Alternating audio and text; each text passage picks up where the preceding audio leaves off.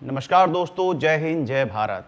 आज हम बात करेंगे बहमनी राज्य या बहमनी सल्तनत की। तो कह सकते हैं बहमनी साम्राज्य या राज्य या सल्तनत एक तरह से दक्षिण भारत का राज्य था जो कि विजयनगर साम्राज्य के समकालीन था और जिसका विरोध भी हिंदू साम्राज्य विजयनगर के विरुद्ध रहा। अगर हम बात करें तो ये इसका शासनकाल 1347 से लेके लगभग 1518, यानी कि मोहम्मद बिन तुगलक जो उत्तर भारत के सुल्तान थे, उनके शासनकाल में इस सल्तनत या इस राज्य का उद्गम हुआ।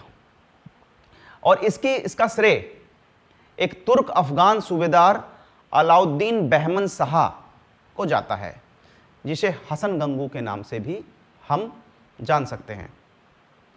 और वह विजयनगर साम्राज्य का कट्टर प्रतिद्वंदी था और एक तरह से 1518 में जाके इस राज्य का विघटन हो गया और इसके बाद गोलकोंडा, बीजापुर, बीदर, बीरार और अहमदनगर राज्यों का उदय हुआ।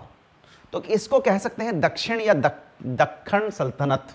तो कह सकते हैं गुलबर्गा, दौलताबाद, बरार, बीदर या फिर बीजापुर, गोलकुंडा, ये सब बहमनी सल्तनत के ही हिस्से थे। तो गोलकुंडा हो गया आपका, बीजापुर हो गया, बीदर हो गया, ये जो साम्राज्य हैं, या बरार, ये सब दक्षिण भारत के बहमनी राज्य के ही पार्ट थे, क्योंकि इसका विघटन हो गया बाद में। और जो शाही पद्धति थी, यानी कि जो शाही नाम से इस सल्तनत को जाना जाता है। तो अलाउद्दीन हसन के उपरांत मोहम्मद शाह प्रथम, इसके काल में ही सबसे पहले बारूद का प्रयोग किया गया।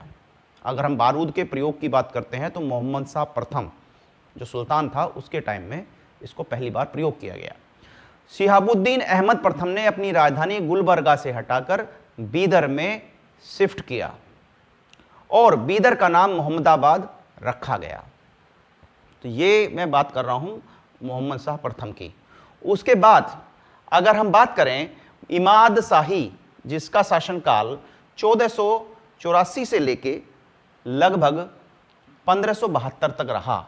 बरहद के एक एलिकपुर में हाल के दिनों में एकमात्र स्वतंत्र राज्य बना। इस परिवार के शासनकाल के दौरान दूल्हा बहुत महत्वपूर्ण और विस्तृत हो गया था और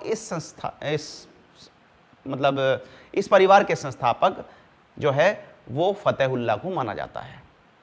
तो कह सकते हैं कि इमाद शाही का जो शासनकाल था वो 1484 से लेकर 1572 तक रहा। इसी क्रम में फतेहुल्लाह अहमद शाह, जिसका शासनकाल 1484 में था, यह मूल रूप से तेलंगी ब्राह्मण था और उसके पिता विजयनगर में रहते थे। यह विजयनगर के राजा के साथ लड़ाई में पकड़ा गया और मुसलमानों के हाथों में घिर गया। उसने उसके बाद इस्लाम धर्म स्वीकार किया, दीक्षा प्राप्त करी और बहमनी राज्यों के मोहम्मद गवन की दया पर वह जो है उसे आगे बढ़ाया गया। तो 1484 में इमाद शाह के नाम से उन्होंने स्वतंत्र रूप से अपने मामलों का प्रबंधन शुरू किया और बाद में उसी वर्ष उसकी मृत्यु हो गई। एक व्यक्ति हुए हैं अलाउद्दीन इमद शाह। इमद शाह की अगर हम बात करें, इमद शाह ने गाविलगढ़ को अपनी राजधानी बनाया था और इसका शासनकाल 1484 से लेके कह सकते हैं अलाउद्दीन इमद शाह।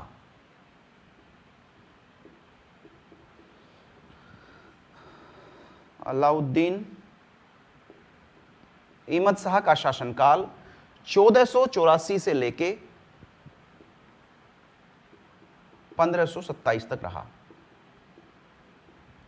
ठीक है। और अगर हम बात करें इस राजा की या इस शासक की या इस सुल्तान की, तो उसने गविलगढ़ को अपनी राजधानी बनाया और ये जो किला था बहुत ही मजबूत था और उसमें एक मस्जिद भी थी। मोहम्मद शाह बहमनी बेदार भाग गया। वे कुछ ही दिनों तक अलाउद्दीन के साथ रहे, लेकिन कुछ दिनों के बाद आमिर बेरीद याज के पास वापस चला गया और 1527 में अलाउद्दीन की मृत्यु हो गई। उसका सबसे बड़ा जो बेटा था दरिया इमद शाह उस सिंहासन पर बैठा और उसके बाद कुछ समय तक शासन रहा। अगर हम बात करें बरीद शाही या बिदर शाह की बात करें तो दक्षिण भारत में बहमनी साम्राज्य के विघटन के बाद गठित 5 शाही साम्राज्य कर्नाटक और बीदर में स्थापित किए गए और बदिर शाह के संस्थापक काशिम बारिद उर्फ बारिद उल मलिक, जिसका शासनकाल 1490 से लेकर 1504 तक था, वह शहाबुद्दीन महमूद शाह बहमनी के शासनकाल के दौरान मुख्य रूप से उसका एक मंत्री था। तो निजामुल मुल्क और काशिम बारिद के अत्याचारी शासन से तंग आकर इमादुल मुल्क वर्धा में अपनी हवेली के लिए रवाना हो गया। जब निजामुल मुल्क तेलंगाना पर हमला कर रहा था तो उस समय काशिम बारिद द्वारा उसकी हत्या कर दी गई और उसकी मृत्यु के बाद उसका बेटा अमीर अली बारिद, जिसका शासनकाल 1504 से लेकर लगभग 1542 तक रहा, वह मुख्य वजीर बन गया और ताकत से सत्ता का उसने आनंद लेना शुरू किया। महमूद शाह 1518 की मृत्यु के बाद 4 ऐसे सुल्तान एक के बाद एक हो गए। आखिरी सुल्तान कलीमुल्ला ने बाबर की मदद से सत्ता छीनने की कोशिश की और हताशा में पहले बीजापुर और बाद में अहमदनगर में उसने शरण ली। अतः अमीर अली बारिद बीदर का शासक बन गया और सत्ता में उसके सत्ता की अवधि एक बार नए राजतंत्र की जो है उसने स्थापना की। तो इस तरह से हम कह सकते हैं कि दक्षिण का जो राज्य रहा वो जो है मैंने आपको बताया 1347 से 1518 तक के बीच रहा। और अगर हम बात करें बहमनी वंश के प्रमुख शासक मोहम्मद शाह प्रथम 1538 से 1375 और अलाउद्दीन मुजाहिद शाह 1375 से लेके लगभग 1378 तक थे और दाऊद प्रथम 1378 से मोहम्मद शाह द्वितीय 1378 से 1397, ये इसके बहमनी वंश के प्रमुख शासक थे। तो दक्षिण भारत में विजयनगर साम्राज्य को जिसने चैलेंज किया, जिसने चुनौती दी, वह था बहमनी राज्य, जो लगभग 4 से 5 हिस्सों में बाद में जाकर बंट गया था।